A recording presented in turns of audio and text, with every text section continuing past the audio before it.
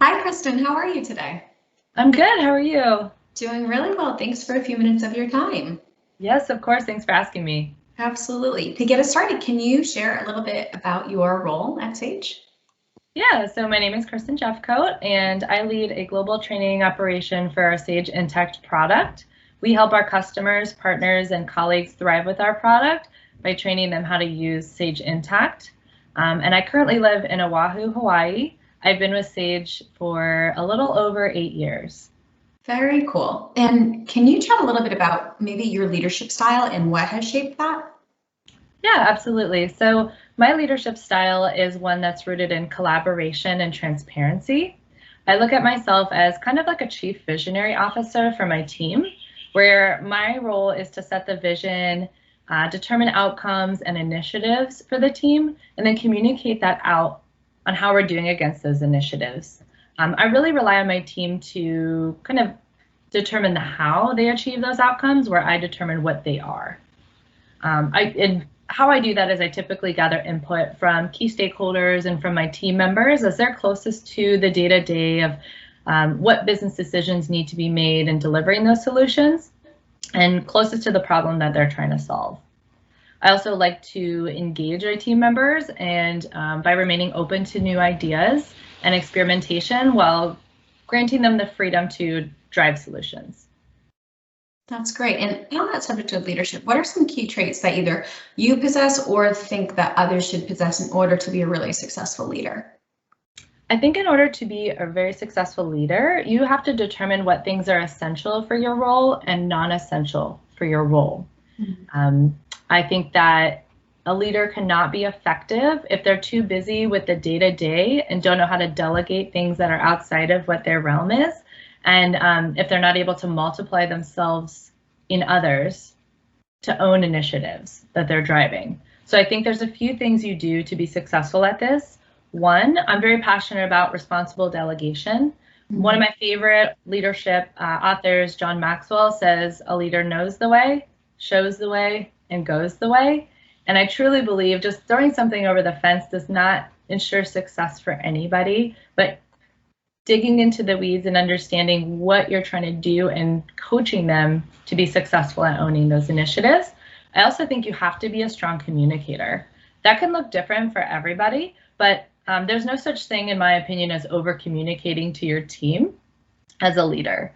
This might look like surveying your team members to collect feedback on how you can implement something to make everybody successful. It might be regular skip level meetings a few times a year to solicit feedback.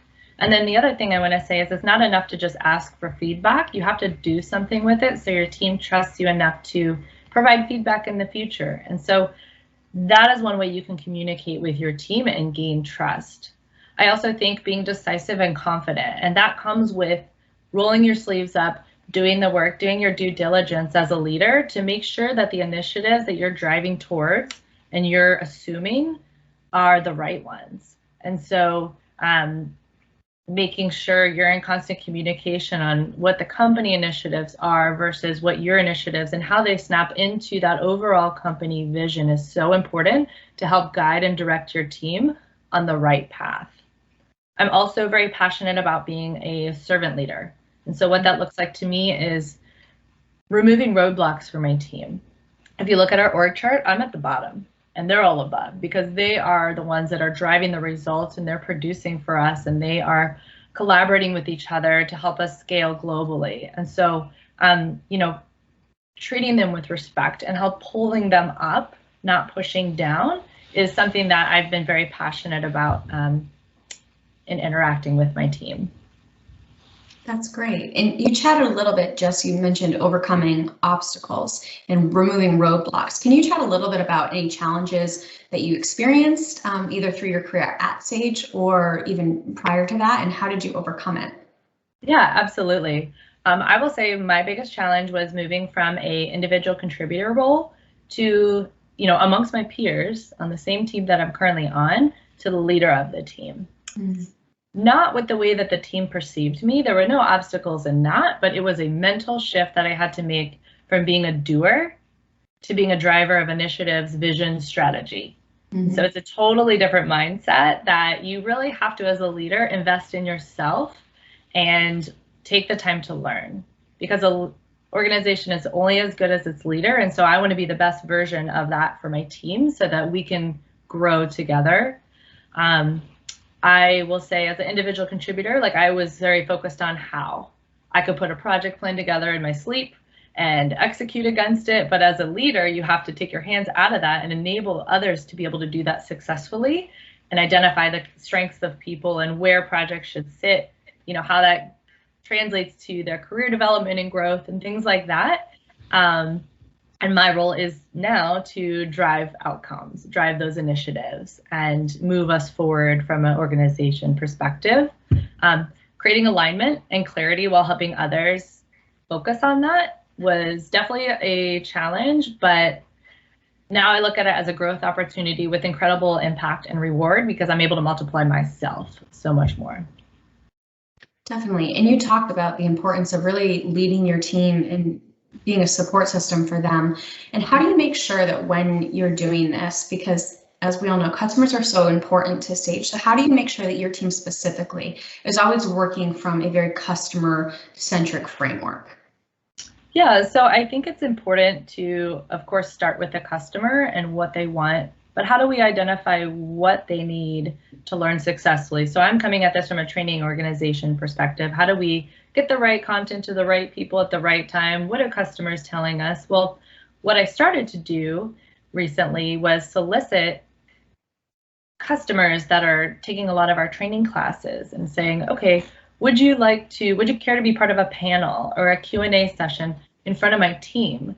So that when my goal is to create empathy for my team with our learner and understand where they're coming from. So we're not project or initiative based only, but that we are having communication and a relationship with our customers.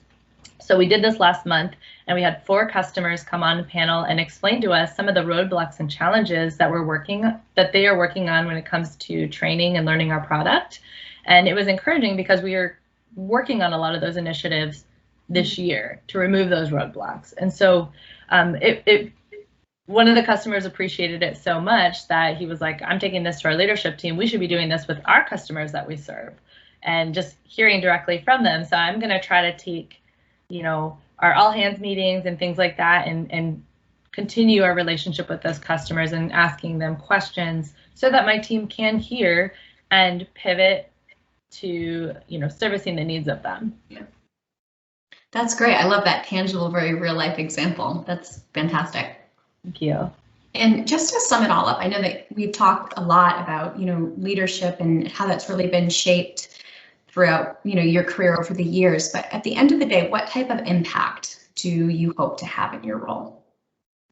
So I heard something from one of my favorite personalities, Chris Hogan. I don't know if you're familiar with him, but he said something that completely changed the way I view leadership and the responsibility that's been entrusted to me as a leader of a team. He says, a good leader can help someone get better at their job, but a great leader helps people get better at their lives. And so many times we focus on the outcomes, the initiatives, and things like that. And especially during this year, you know, we forget to take a step back and say, how do I bring a humane factor into this? How do I have interactions with people that are outside of those things and care for them and ask about their families and things like that? And I think just having that relationship, you know, I hope to not only make an impact in my team members' careers, but provide a space for them to help them thrive as individuals. And that's my goal as a leader.